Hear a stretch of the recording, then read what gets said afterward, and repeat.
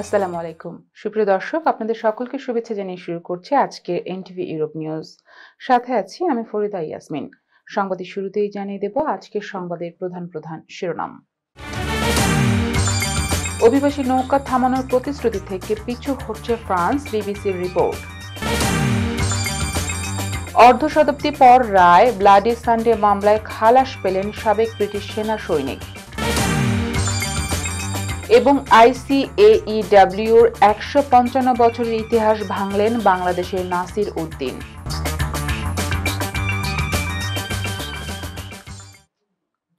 শুনছিলেন শিরোনাম, এবারে বিস্তারিত। দর্শক, শুরুতেই ব্রিটেন প্রসঙ্গ। ফ্রান্স ইংলিশ চ্যানেলে অভিবাসীদের ছোট নৌকা আটকাতে কঠোর পদক্ষেপ নেয়ার প্রতিশ্রুতি থেকে পিছিয়ে যাচ্ছে বলে বিবিসির একাধিক সূত্র জানিয়েছে, যা যুক্তরাজ্যের অবৈধ অভিবাসন মোকাবেলা পরিকল্পনা, বিশেষ করে স্টপ দ্য বোটস উদ্যোগের জন্য বড় ধাক্কা হিসেবে দেখা হচ্ছে।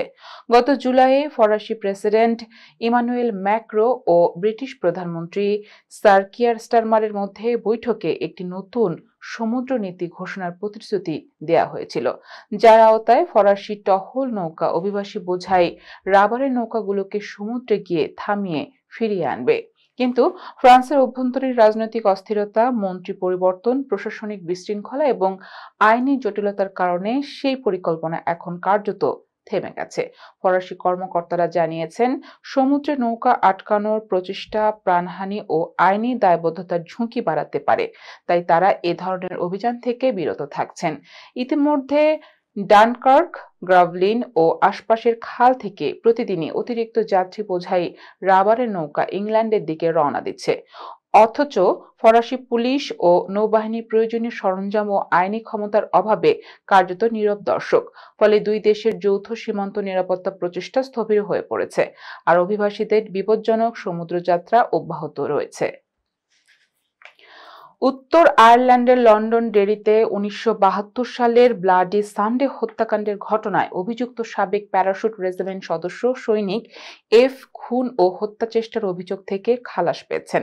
বেলফাস্ট ক্রাউন কোর্টের বিচারক প্যাট্রিক লিঞ্চ রায় ঘোষণা করে বলেন, প্যারাশুট রেজিমেন্টের সদস্যরা সেদিন সম্পূর্ণ সামরিক শৃঙ্খলা হারিয়ে ফেলেছিলেন এবং নিরস্ত্র বেসামরিকদের লক্ষ্য করে গুলি চালান।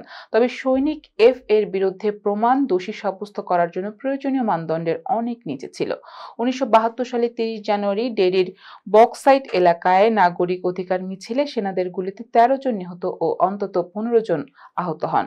সৈনিক এফ এর বিরুদ্ধে ২২ বছর বয়সী জেমস রে ও ২৬ বছর বয়সী উইলিয়াম ম্যাককিনি হত্যার অভিযোগ সহ ৫টি হত্যা চেষ্টার অভিযোগ আনা হয়েছিল। রায় ঘোষণার সময় আদালতে নিহতদের পরিবার ও সমর্থকরা উপস্থিত ছিলেন। উইলিয়াম ম্যাককিনির ভাই মিকি ম্যাককিনি বলেন, রায় আমাদের কষ্ট দিয়েছে, কিন্তু আমরা গর্বিত, কারণ আমরা ন্যায় বিচারের জন্য লড়াই চালিয়ে গেছি। ব্লাডি সানডে পরিবারের আইনজীবী সিয়ারান সিলস মন্তব্য করেন, সৈনিক এফ ব্রিটিশ ইতিহাসের সবচেয়ে সুরক্ষিত ধারাবাহিক হত্যাকারী। অন্যদিকে উত্তর আয়ারল্যান্ড ভেটেরানস মুভমেন্টের পল ইয়াং বলেন, এই রায় সেই সব সৈনিকদের সাহস দেবে যারা সম্মান ও কর্তব্যবোধ নিয়ে সেবা দিয়েছেন। সৈনিক এফ ই ব্লাডি সানডে হত্যাকাণ্ডের অভিযুক্ত একমাত্র প্রাক্তন সেনা। মামলাটি বিচারক একাই শোনান এবং ৫ সপ্তাহ ধরে চলে। দর্শক, এবার কমিউনিটি প্রসঙ্গ। Institute of chartered accountants of England and ওয়েলসের ১৫৫ বছরের ইতিহাস ভাঙলেন বাংলাদেশের নাসির উদ্দিন। আইসিএইডব্লিউর এই মর্যাদাপূর্ণ কাউন্সিল সদস্য পদে নির্বাচিত হওয়া বাংলাদেশের জন্য এক ঐতিহাসিক মাইলফলক এবং প্রবাসীদের জন্য অত্যন্ত গর্বের। এনটিভি ইউরোপকে দেয়া একান্ত সাক্ষাৎকারে তিনি বলেন, এই রেকর্ড গড়ার মধ্য দিয়ে আবারও প্রমাণ হলো যে বাঙালিরা সব পারে। রিয়াদ হাসান জানাচ্ছেন বিস্তারিত। আইসিএইডব্লিউ বিশ্বের অন্যতম প্রাচীন ও প্রভাবশালী চার্টার্ড অ্যাকাউন্টেন্সি প্রতিষ্ঠান। বিশ্বের শীর্ষ ৯৮% ব্যবসায়িক প্রতিষ্ঠান এই ইনস্টিটিউটের সদস্যদের দক্ষতা ও নীতি নির্ধারণে আস্থা রাখেন। ১৪৭টি দেশে ১,৬০,০০০-এরও বেশি সদস্য নিয়ে প্রতিষ্ঠানটি হিসাব রক্ষণ বিষয়ে গুরুত্বপূর্ণ ভূমিকা পালন করছে। তবে বাংলাদেশি অনেক চার্টার অ্যাকাউন্ট্যান্ট এই প্রতিষ্ঠানটির সদস্য হলেও নির্বাহী দায়িত্বে কেউ আসেননি গত ১৫৫ বছরে। তবে চট্টগ্রামের সন্তান নাসির উদ্দিন সে রেকর্ড ভেঙে ICAW এর কাউন্সিল সদস্য নির্বাচিত হয়ে ব্রিটিশ বাংলাদেশি কমিউনিটিতে রীতিমতো তাক লাগিয়ে দিয়েছেন। এটা আসলে আমাদের ICAW-তে আপনার 1870 থেকে 2025 পর্যন্ত 155 বছরের ইতিহাসে আপনার প্রত্যেক 4 বছর পর ইলেকশন হয়, কাউন্সিল মেম্বার ইলেক্টেড হয়। তো এখানে গত 155 বছরে আপনার কোনো বাংলাদেশি এখানে কাউন্সিল মেম্বার যারা স্ট্র্যাটেজিক ডিসিশন মেক করার জায়গাটাতে কখনো আমাদের বাঙালিদেরকে দেখা যায় না। আমাদের বাঙালিদের যে ট্যালেন্ট নাই সেটা না, হয়তো একটা কমফোর্ট জোনের মধ্যে থাকে না, আছে তো ভালো আছে। সো আমার জন্য অসম্ভব গৌরবের, এবং আমি বলবো যে কি ভেরি এক্সাইটিং আমার ফ্যামিলি এবং আমার যারা কান্ট্রি পার্সনরা আছে এবং আমাদের এখানে ব্রিটিশ বাংলাদেশি কমিউনিটি যারা ইউকেতে। তিনি জানান, যুক্তরাজ্য সহ পৃথিবীর অনেক দেশের বার্ষিক পরিকল্পনায়ও এই সংগঠনটির পরামর্শ নেন সরকার প্রধানরা। ব্রিটিশ গভর্নমেন্টের স্টেক হোল্ডারদের কাছে আসে, stake holder one of the major stake holder ICAW, যাতে আপনার যে কস্ট কাটিং এবং আপনার ইনকাম যে জেনারেশনটা করে সেটার একটা ব্যালেন্স হওয়া, যাতে মানুষের প্রত্যেকটা জনসাধারণ এই দেশে ইউনাইটেড কিংডমের প্রত্যেকটা জনসাধারণ যাতে ইকুয়ালি বেনিফিটেড হয়, সেই জন্য আপনার ICAW ওনাদের যেই পরামর্শটা অ্যাডভাইসটা থাকে সেটা গভর্নমেন্টকে দেয়। এটা গভর্নমেন্ট প্রত্যেক বছর নেওয়া লাগে, এটা ট্রেডিশন। আপনার ব্রিটিশ গভর্নমেন্টটা হচ্ছে কি এখানে তো কোনো ইনস্টিটিউশন না, এটা হচ্ছে স্টেক হোল্ডার দ্বারা নিয়ন্ত্রিত একটা দেশ। এই দেশগুলো আপনার যারা একদম সাধারণ মানুষ থেকে শুরু করে আপনার যারা স্পেশালাইজড সেক্টরগুলো হচ্ছে তাদের স্টেক হোল্ডার। এটা ট্রেডিশন, এটা নিতেই হবে এবং তারা প্রত্যেক বছরে নেয়। যখনই আলাপচারিতায় জানা যায়, অ্যাকাউন্টেন্সি বিষয়টি তার রক্তেই ছিল। তার বাবা মরহুম আব্দুল আজিজ ইস্পাহানি গ্রুপের প্রধান হিসাব রক্ষকই নন, তাদের গ্রামের প্রথম স্নাতক ছিলেন। পিতার অনুকরণে নাসিরুদ্দিনও চকরিয়া উপজেলার উত্তর হারবাং গ্রামের দ্বিতীয় স্নাতক হন। তার মতে, এই অর্জনকে কাজে লাগাতে পারলে অর্থনীতিতে অনেক দূর এগোনো সম্ভব বাংলাদেশিদের।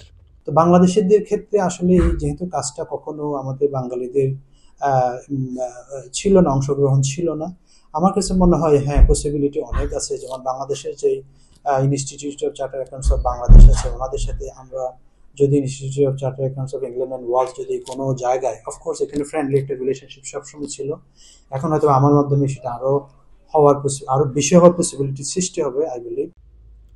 Riyad Ahsan, NTV Europe, London.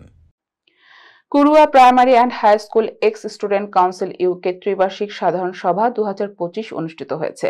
সভা থেকে আগামী 3 বছরের জন্য নতুন কমিটির নাম ঘোষণা করা হয়। বিস্তারিত জানাচ্ছেন সহকর্মী ফেরদৌসী আক্তার পলি। দেশ থেকে দূরে প্রবাসীর মাটিতে বন্ধু পরিজন এ যেন এক আত্মার বন্ধন।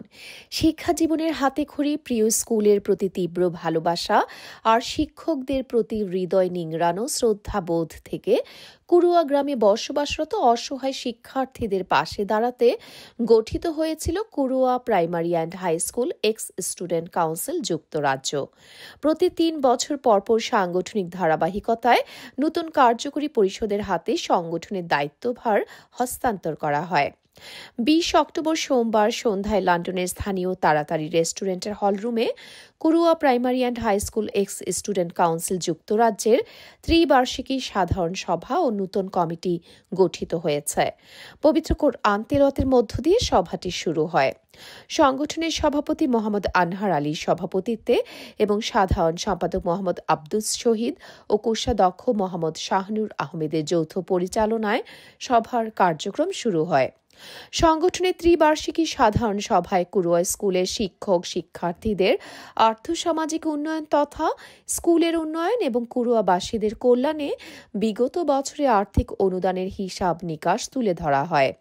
সভায় উপস্থিত হয়ে আলোচনায় অংশগ্রহণ করেন আদর্শ উপজেলা বালাগঞ্জ সমিতির প্রতিষ্ঠাতা সভাপতি আলহাজ কবির উদ্দিন, এলাকার প্রবীণ মুরব্বী আব্দুল আজিজ, টাওয়ার হ্যামলেটের সদ্য বিদায়ী speaker barrister Saifuddin Khaled, BCA সভাপতি অলি খান MB, চিফ অনলাইনের ফাউন্ডার আব্দুল মনিম সালেক, বালাগঞ্জ এডুকেশন ট্রাস্টের সাবেক সভাপতি গোলাম কিবরিয়া, বালাগঞ্জ সমবায় সমিতির সাবেক সভাপতি প্রফেসর মাসুদ আহমদ।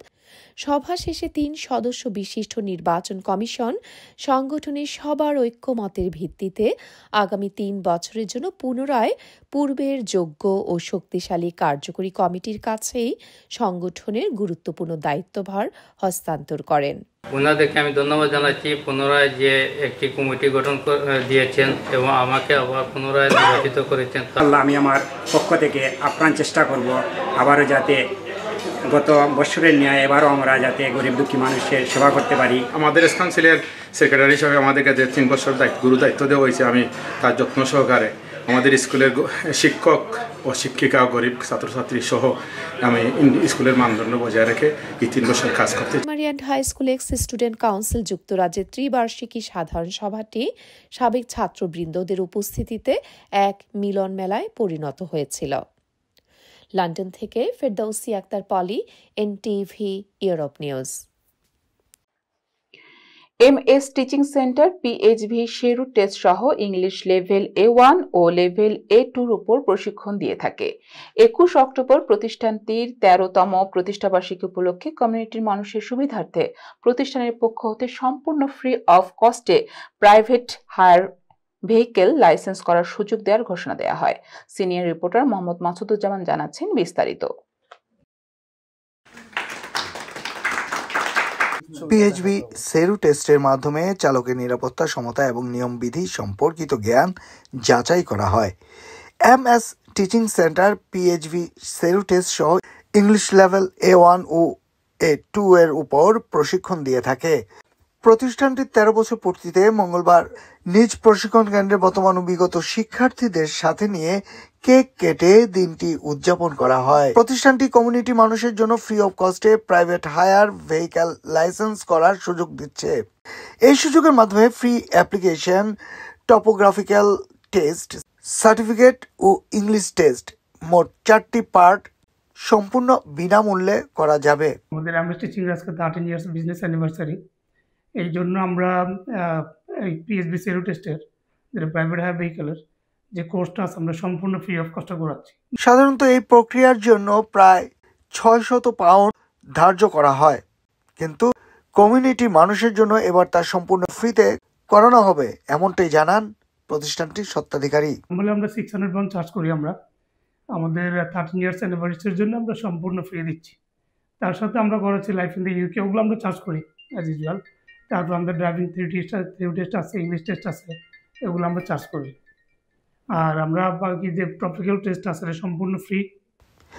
যারা ফ্যামিলি নিয়ে লন্ডনে আছেন এবং জব খুঁজে পেতে কষ্ট করছেন তাদের জন্য এটি একটি চমৎকার সুযোগ। এ সময় প্রশিক্ষণ নেয়া বিদ্যমান শিক্ষার্থীরাও প্রতিষ্ঠানটির ভূয়সী প্রশংসা করেন। আমার কাছে খুবই ভালো লাগে, কারণ তারা এত যত্ন সহকারে ক্লাস করায় নাকি। আর তারা কোনো অসুবিধা হইলে আপনারে বাংলায় ইংলিশে দুইটা তারা করিয়া। এসটি টিচিং প্রোগ্রামের মাধ্যমে আমি ড্রাইভিং থিওরি টেস্ট পাস করছি আলহামদুলিল্লাহ। তাদের কোর্স ম্যাটেরিয়ালগুলো এতটাই সহজ ছিল যা আমার 100% কমন পড়ে। সিও কার হায়ার ড্রাইভিং ট্রেনিংয়ে আমি আমার সেরু এবং পিসি ট্রোপোগ্রাফিক্যাল টেস্ট ওনাদের থেকে কমপ্লিট করি এবং সম্পূর্ণ ফ্রি অফ কস্টে। আমি বেসিক্যালি ওনাদের একটা প্রমোশন দেখছিলাম ফেসবুকে। NTV Europe, London.